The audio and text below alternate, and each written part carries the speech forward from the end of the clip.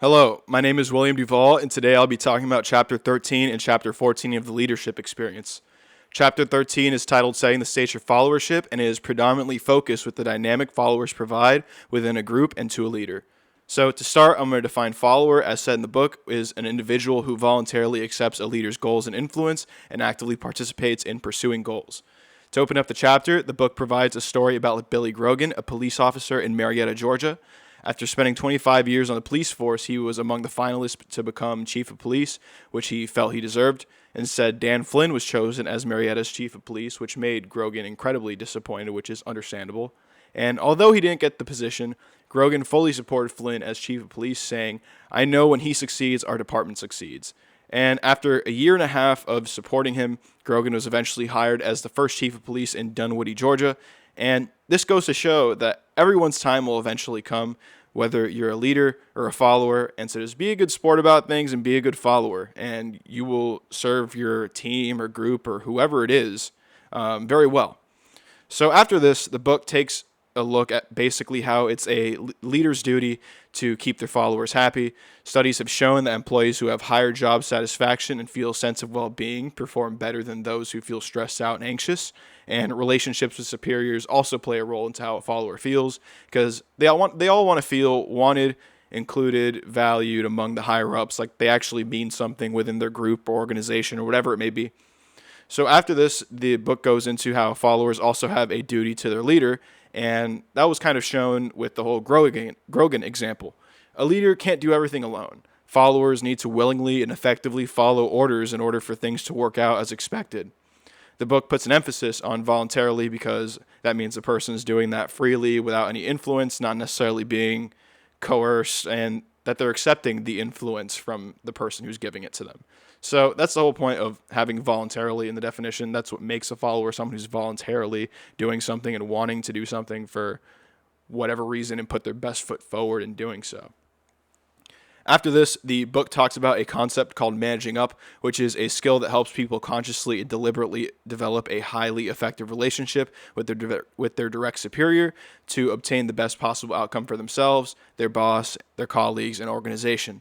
And the book doesn't really distinguish whether this is a leader or follower specific skill, and I don't really think it is. I think it could be applied to all levels. But overall, I rationalize it as kind of what I was talking about earlier, that leaders can't do things alone. Kind of quote unquote mini leaders. I'm putting air quotes because that's not like proper terminology. But mini leaders will arise among followers and kind of make it easier for a leader to manage people. And developing a highly effective relationship with those people would be very beneficial for a manager or leader, whatever it is. I'm just going to keep saying manager or leader throughout the rest of this video.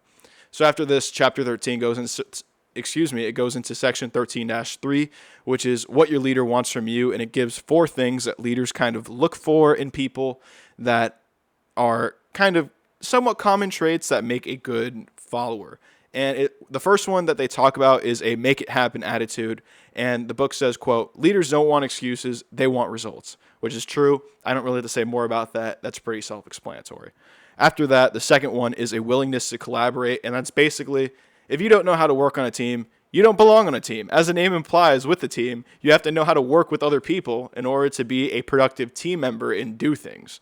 So the third one is the motivation to stay up to date. And I'm getting this quote also from the book. Bosses want followers who know what's happening in the organization's industry or field or endeavor. And the whole point of that is, if you're a salesperson, you should know what your competition is selling. That's just a very isolated, small example of this.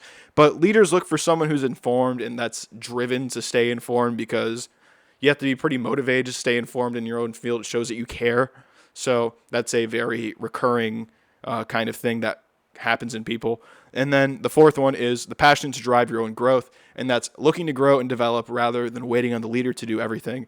That's more so setting examples of what you want to be within an organization or within a team by doing those things, rather than kind of half-heartedly going to your boss and being like, please, please, please give me a promotion. That's not how it's going to work. You have to kind of work your butt off to get to that point.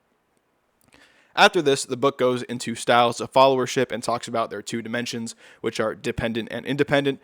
And to start, I'm going to talk about the independent dimension, which is critical thinking, which is thinking independently and being mindful of the effects of one's own and other people's behavior on achieving the organization's vision. And then the dependent one is uncritical thinking, which is failing to consider possibilities beyond what is told, accepting the leader's ideas without thinking. And the book also talks about active versus passive behavior. I'd say critical thinking is more of the active behavior, uncritical thinking is more of the passive behavior. And both of these dimensions and the behaviors play into the 5 follower styles. And to start, I'm going to start by defining the alienated follower, which is an independent critical thinker who's passive within the organization, doesn't really voice how they feel. So this person has a pretty keen awareness of what's happening. They have their own opinions, but they're not necessarily going to go out of their way to do anything about it. That's what makes them passive. Next, you have a conformist, which is an active participant who is a pretty, as the name says, active. They're doing things within the organization, but they're not thinking critically about what they're told. They're not thinking outside the box, and so on. Then you have a passive follower, which is someone who doesn't participate or critically think. So this is someone that's kind of just loafing, not really doing much, socially loafing at work.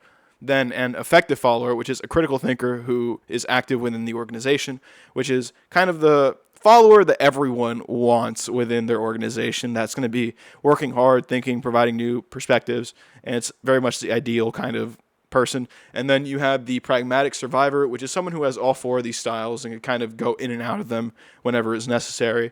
So overall, that's the entirety of chapter 13, I'd say, or at least the main points. I'm going to go into chapter 14 to save time. And chapter 14 is titled Shaping Culture and Values. And this chapter is primarily focused on defining what a company or group's culture is and how it kind of shapes everything around it. So to start, I'm going to define culture, which is the set of key values, assumptions, understandings, and norms that is shared by members of an organization and taught to new members as correct. So within that definition, you could see how a culture is both a good and a bad thing at times. If bad things such as discrimination or business malpractice are taught as correct as a company's culture, then it probably will have a pretty bad culture and not see a super amount of success. And the book after this goes into the functions of a culture, and it defines 2 major functions, which is creates a foundation of shared values, and the values a company sets within their cultures directs their everyday behavior. It shows what's acceptable and what's unacceptable. Basically, you do something good, you're going to get praise.